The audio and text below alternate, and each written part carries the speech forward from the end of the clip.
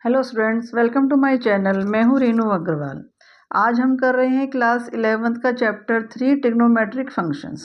इससे पहले हम चैप्टर 1 और 2 कंप्लीट कर चुके हैं। तो अगर आपने वो नहीं देखे हैं वीडियो तो आप मेरे चैनल में प्लेलिस्ट को पे देख सकते हैं उसको। ठीक है, आज हम करते हैं ट्रिग्नोमेट्रिक फंक्शन। अब देखो, ट्रिग्नोमेट्री जो है आपने 10th क्लास तक भी पढ़ा है, ठीक है ना। अब आप ये समझो, ट्रिग्नोमेट्री जो है वो दो वर्ड से मिलके बना है, ट्रिग्नो और मेट्री। ठीक है, इसका मतलब क्या होता है कि आप measuring the sides of triangle. हम इसमें ट्राइंगल की साइड्स को मेजर करने के लिए ट्रिग्नोमेट्री का यूज़ करते हैं। आपने 10th क्लास तक sine theta, sine 30 degree, 45 degree, 60 degree ये सब पढ़ा है ना। कॉस 30 डिग्री, 45 डिग्री, इनकी सबकी टेबल भी पढ़ी है आपने, ठीक है ना। ये सब आपने सब पढ़ा है आपने। इनकी प्रॉपर्टियां भी पढ़ी हैं, sine square theta plus cos square theta equal to 1, ये सब आपने 10th क्लास तक आप पढ़ चुके हो। और एप्लीकेशन ऑफ ट्रिग्नोमेट्री में भी, जिसमें आप डिस्टेंस, हाइट से रिलेटेड जो वर्ड प्रॉब्लम्स थी उनको सॉल्व किए हैं। हम अब 11th क्लास में ट्रिग्नोमेट्रिक फंक्शन समझेंगे और उसकी से रिलेटेड प्रॉपर्टियों को हम डिस्कस करेंगे। हमने 11th क्लास में ना हर चीज़ की जो मेज़रमेंट करी ट्रायंगल की वो डिग्री में करी। जैसे हमने कहा कि ये आपके पास एक इनिशियल साइड है, ठीक है, और ये एक दूसरी आर्म है आपकी जिसको हम कह देते हैं टर्मिनल साइड। ठीक है, यहाँ पे आपके पास एक एंगल बन रहा है। हम जो भी अभी तक 10th क्लास में पढ़ा, हमने सारे एंगल को डिग्री में मेज़र किया कि भाई 30 डिग्री का है, 45 डिग्री का है, 60 डिग्री का है, कितने का है। पर हम क्या 11th क्लास में क्या करेंगे, सारे को रेडियन में करेंगे। अब ये रेडियन क्या होता है, अब पहले इसको समझते हैं और ये समझते हैं कि हमारा रेडियन आया कहाँ से और कैसे बना। ठीक है, देखो हम एक सर्कल ये ले रहे हैं ना, आपके पास एक सर्कल है, ये आपको पता है 360 डिग्री का है। ठीक है, ये आपकी एक इनिशियल साइड हो गई।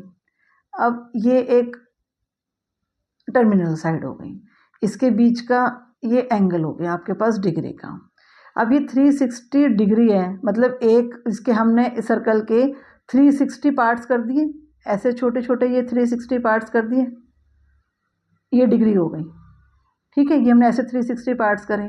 अब एक पार्ट करा तो एक डिग्री, इस जो ये छोटा सा एक पार्ट है, अब इसको मैं ऐसे बना देती हूँ। मान लो एक छोटा सा ये एक पार्ट है ये आपके पास, तो ये एक डिग्री।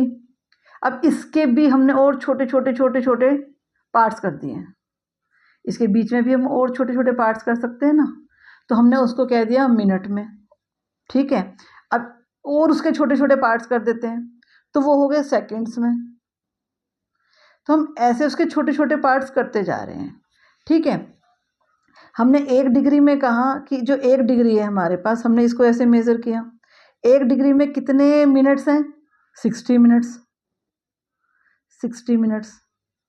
ठीक है, और एक मिनट में कितने, एक मिनट में कितने सेकंड्स हैं, 60 सेकंड्स। ये मिनट का एक और सेकंड्स के ये दो आप ऐसे लगा देते हैं निशान को। ठीक है, ये ऐसे डिग्री, ये डिग्री के लिए अब छोटा सर्कल लगाते हैं, मिनट के लिए एक लगाते हैं और सेकंड्स के लिए ये दो ऊपर ऐसे लगाते हैं निशान, तो ये हमारा सेकंड्स में कन्वर्ट हो गया। ठीक है, तो एक कंप्लीट जो रोटेशन है आपकी, एक कंप्लीट रोटेशन जो है आपकी वो किसके बराबर है, 360 डिग्री के। ठीक है, और अब आप कहते हैं कि एक डिग्री क्या है, इस पूरी कंप्लीट का 360 पार्ट, 360 पार्ट हो गया ना, ये कंप्लीट रेवोल्यूशन का है ना, एक रेवोल्यूशन का। रेवोल्यूशन कह दो, रोटेशन कह दो, एक ही बात है। ठीक है, अब हम कहते हैं कि और हमारे पास जो मिनट है वो एक मिनट, एक डिग्री का 60th पार्ट है,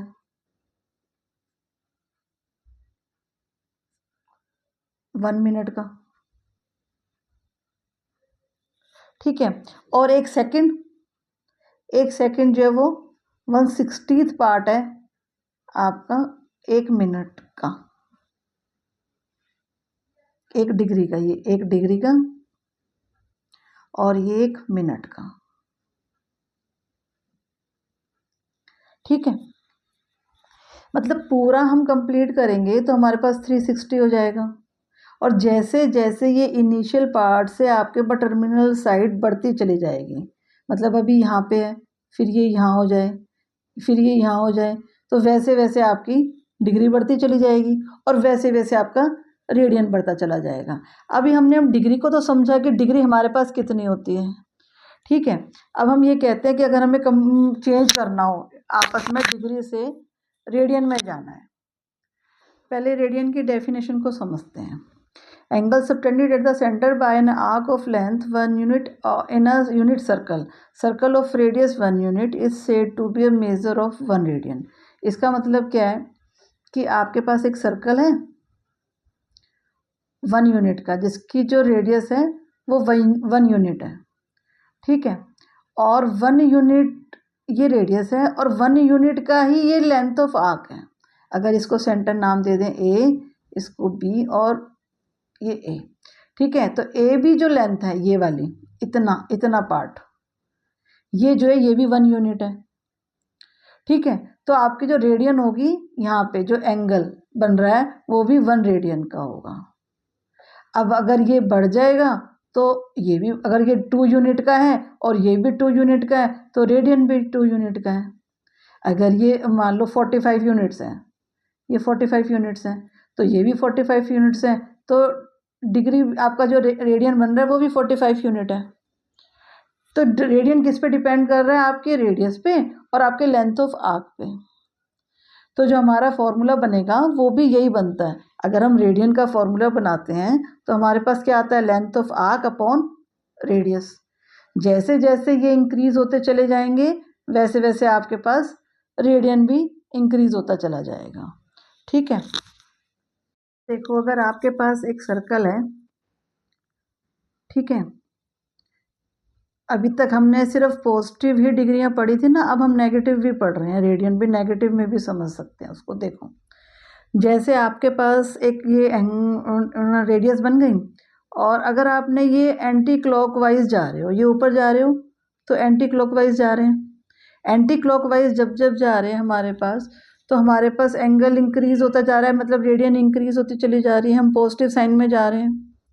ठीक है, हम रेडियन को नेगेटिव में भी जा सकती है हमारी रेडियन, हमारा एंगल नेगेटिव भी बन सकता है, क्योंकि अगर हम क्लॉकवाइज जा रहे हैं, ये नीचे आ रहे हैं, ये क्लॉकवाइज है ना, तो यहाँ पे जो एंगल बन रहा है वो आपका माइनस में बन रहा है, ये प्लस में जा रहा है, ये माइनस में जा रहा है। अब जैसे आपके पास ये 1 यूनिट है, ये भी 1 यूनिट है, तो आपके पास जो रेडियन आई वो भी 1 यूनिट आई। अगर अब ये 1 यूनिट है और ये भी 1 यूनिट है तो ये नीचे जा रहा है ना, ये नेगेटिव, तो -1 रेडियन आई आपके पास। तो इस तरह से हम इसको नेगेटिव में भी और पॉजिटिव में भी दोनों में मेज़र हो सकेगा हमारा रेडियन। अभी तक हम डिग्री जो कर रहे थे वो सिर्फ पॉजिटिव डिग्री आती थी हमारी, नेगेटिव में नहीं आती थी डिग्री। पर हमारी अब ये रेडियन में जो होगा वो नेगेटिव में भी आ सकेगा। अब देखो एक कंप्लीट रेवोल्यूशन है हमारे पास। ठीक है, हमारे पास एक रेडियस, एक सर्कल है जिसकी एक रेडियस है और एक कंप्लीट रेवोल्यूशन है। इसका मतलब क्या हो गया? एक सर्कमफ्रेंस का फॉर्मूला लगा रहे हैं हम, तो हमारे पास 2πr है ना। हम ये बता रहे हैं कि जो आपका रेडियन है वो किसके इक्वल है।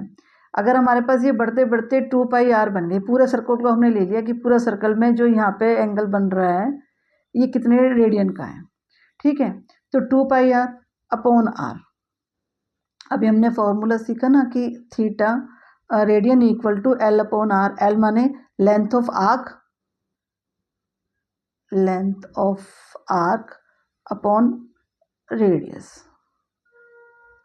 ठीक है, तो r से ये r कट गए तो आपका जो रेडियन है वो किसके इक्वल है? 2π के। मतलब अगर पूरे सर्कल की बात हो तो कितने रेडियन का एंगल बन रहा है? 2π का। तो एक रेवोल्यूशन क्या है? 360 डिग्री है आपके पास, तो 360 डिग्री इक्वल टू 2π रेडियन के इक्वल है। ठीक है, अगर अब 1 डिग्री की बात हो तो क्या हो जाएगा 2 पाई रेडियन अपॉन 360 डिग्री। तो ये काट दो। तो 1 डिग्री किसके इक्वल हो गई आपके पास पाई अपॉन 180 डिग्री के। 180 डिग्री रेडियन में कन्वर्ट करना हो तो आप इसको 1 डिग्री को पाई अपॉन 180 डिग्री से मल्टीप्लाई कर देंगे। ठीक है, अब हम समझते हैं कि रेडियन और डिग्री के बीच में रिलेशन क्या है। ठीक है, जो 2 पाई है वो आपके पास 360 डिग्री के इक्वल है, तो पाई किसके इक्वल हो गई 180 डिग्री के। जब आप डिग्री से रेडियन में जा रहे हैं, आपके पास है डिग्री, मान लो 30 डिग्री का एंगल है आपके पास। ठीक है, आपको रेडियन में कन्वर्ट करना है तो पाई अपॉन 180 से मल्टीप्लाई कर दो 30 डिग्री को। तो जो 30 डिग्री का एंगल है वो आपके पास पाई अपॉन 6 रेडियन के इक्वल आ जाएगा। आप साइन 30 डिग्री कॉस 30 डिग्री ये कन्वर्ट करते हैं ना, तो हम अब 30 डिग्री की बात नहीं करेंगे, पाई अपॉन 6 रेडियन की बात करेंगे 11th क्लास में। अब आपके पास 45 डिग्री है। ठीक है, आपने पाई अपॉन 180 इंटू 45 करा, तो काट रहे हैं हम, तो 15 5 से काटते हैं,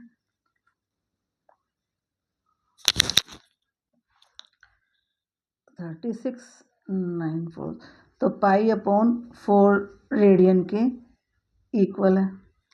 ठीक है, ऐसे ही 60 डिग्री आप इसको करोगे तो ये काटो और तो पाई अपॉन 2 रेडियन के इक्वल है।